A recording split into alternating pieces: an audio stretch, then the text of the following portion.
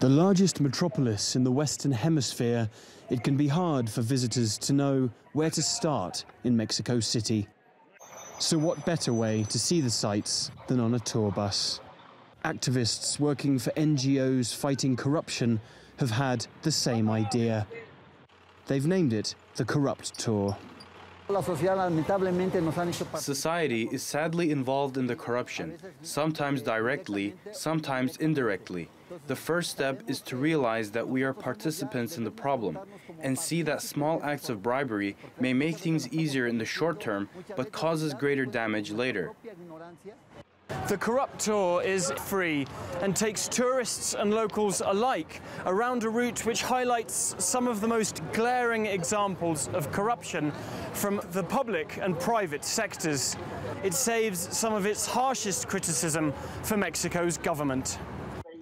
The sites include an independence monument that went so over budget that 4 hospitals could have been built in its place, and a mansion owned by the Mexican president's wife, built by a favored government contractor. It's about informing people.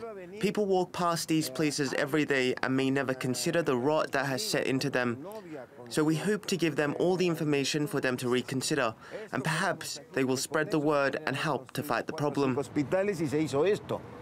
Yet the tour doesn't convince every passenger, and many say corruption is a problem that can't be overcome.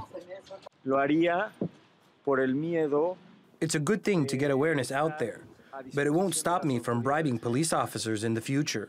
If you don't conform to our culture of bribery, they can take you to jail over even the simplest traffic infraction, where you will suffer far worse. We need higher salaries and stronger regulation of the police, but until then, it's a runaway train. The only thing standing in the way of that train, say the organisers of the Corrupt Tour, is education. With it, they say, they can curb corruption by showing people they don't have to accept what has for so long been considered simply normal. Alasdair Baverstock, TRT World, Mexico City.